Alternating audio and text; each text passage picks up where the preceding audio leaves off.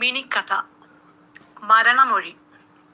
രചന Shri Thomas Kavalam. കഥയ്ക്ക് ശബ്ദം നൽകിയത് ഷീല മോഹൻ.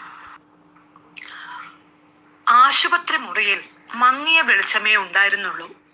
മഴക്കാലത്തെ മന്ദവെളിച്ചം ജനാല കമ്പികൾക്കിടയിലൂടെ അകത്തേക്ക് വീണപ്പോൾ നാരായണൻ നായരുടെ മുഖത്ത് അത് അവസാന സന്ധ്യയുടെ നിറമായി പടർന്നു.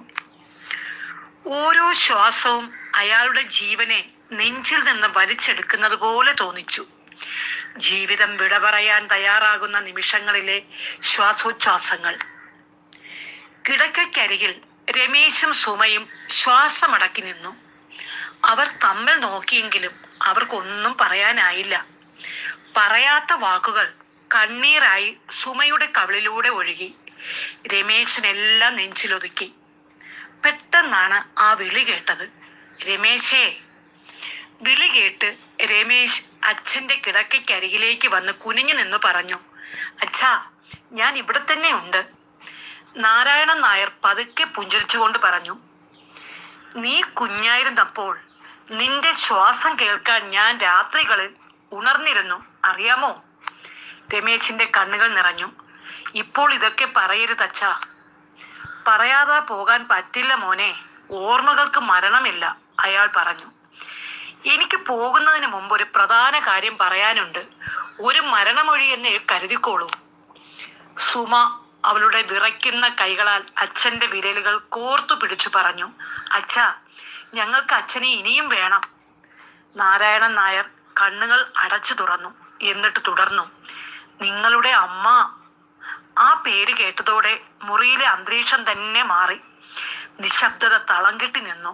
അപ്പോൾ അയാൾ തുടർന്നു, അവൾ മരിച്ചത് ഒരു അപകടത്തിലല്ല. അച്ഛൻ്റെ വാക്കുകൾ ചങ്ക് തകർക്കുന്നത് പോലെ അവർക്ക് തോന്നി. സുമയുടെ ചുണ്ടുകൾ വിറച്ചു. രമേശ് അടിമുടി മരവിച്ചുപോയി. അച്ഛാ, വേണ്ട. രമേശൻ അച്ഛനെ വിലക്കി. വേണം, അയാൾ ഉറച്ച ശബ്ദത്തിൽ പറഞ്ഞു. അവൾ ഒരു ദിവസം വീട്ടിൽ പോകണമെന്ന് പറഞ്ഞു. ഞാൻ നന്നായി മദ്യപിച്ചിരുന്നു. മദ്യം എന്നെ മറ്റൊരു മനുഷ്യനാക്കി മാറ്റിയിരുന്നു. അതിനോടുള്ള ആസക്തിയിൽ ഞാൻ ഭാര്യയെയും മക്കളെയും മറന്നു. പെട്ടെന്നുള്ള ദേഷ്യത്തിൽ വലതുകാൽ പൊക്കി ഞാൻ അവളെ ചവിട്ടി. ഒരു വാഴ വെട്ടിയിട്ടതുപോലെ അവൾ വീണു. അവൾ പിന്നെ എഴുന്നേറ്റില്ല. 1 വർഷത്തോളം ആ കിടപ്പ് കിടന്നു. പിന്നെ ഈ വീട്ടിൽ അവളെ ഞാൻ ഒറ്റപ്പെടുത്തി. ഞാൻ സ്നേഹിച്ചില്ല, കുടുംബം നോക്കിയില്ല, അവൾക്ക് വേണ്ട ചികിത്സ നൽകിയില്ല. 1 വർഷത്തോളം അവൾ നരകയാതന അനുഭവിച്ചു. ഞാൻ മൗനമായി അവളെ കൊന്നു. രമേശ് തലകുനിച്ചു. അച്ഛാ, അതെല്ലാം പഴയ കഥകളാണ്, മറന്നേക്കൂ. അത് പറഞ്ഞ് അമ്മയുടെ ആത്മാവിനെ വീണ്ടും വീണ്ടും കുത്തി വേദനിപ്പിക്കരുത്. ക്രൂരത കത്തി കൊണ്ട് കുത്തുന്നത് മാത്രമല്ല മോനെ. നിങ്ങൾക്ക് ഞാൻ വേണ്ടത്ര സ്നേഹം തന്നിട്ടില്ല.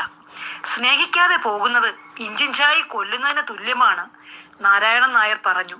അയാൾ കരഞ്ഞു. മരിക്കുമ്പോൾ പോലും അവളുടെ കണ്ണുകൾ എന്നെ കുറ്റപ്പെടുത്തിയില്ല. വേണമെങ്കിൽ അവൾക്ക് എനിക്കെതിരെ പോലീസിൽ പരാതിപ്പെടാമായിരുന്നു. അതാണ് എന്നെ കൊല്ലുന്നത്. അച്ഛൻ്റെ വാക്കുകൾ സഹിക്കാനാവാതെ സുമ മുഖം കൈകളിൽ ഒളിപ്പിച്ചു. അമ്മ ഒരിക്കൽ ഇതെല്ലാം പറഞ്ഞിരുന്നു. പക്ഷേ അമ്മ അച്ഛനെ ഒരിക്കലും വെറുത്തിരുന്നില്ല. നാരായണൻ നായർ വിറയ്ക്കുന്ന കൈകൾ മകളുടെ കൈമേൽ വെച്ചു. അവൾ ക്ഷമിച്ചെങ്കിൽ എനിക്കിപ്പോൾ മരിക്കാം. രമേശ് കണ്ണീർ തുടച്ചു പറഞ്ഞു, അച്ഛാ, അച്ഛൻ പറഞ്ഞ സത്യം ഞങ്ങൾ മനസ്സിൽ വെക്കില്ല. അമ്മയെപ്പോലെ തന്നെ ഞങ്ങളും ക്ഷമിക്കുന്നു. ഒരു ദീർഘനിശ്വാസം അച്ഛനിൽ നിന്നും പുറത്തു വന്നു. നെഞ്ചു പതുക്കെ ശാന്തമായി. പിന്നെ അത് നിശ്ചലമായി. വൈകിയെത്തിയ സ്നേഹത്തിൽ പൊതിഞ്ഞൊരു മരണമൊഴി അവശേഷിപ്പിച്ച് അയാൾ കടന്നുപോയി. മഴ നിന്നു. ജനാലയ്ക്കപ്പുറം ഒരു ചെറു കാറ്റ് വീശി. അതിൻ്റെ അലകൾ ആ മുറിയെയും അതിലുള്ളവരെയും തണുപ്പിച്ച് കടന്നുപോയി.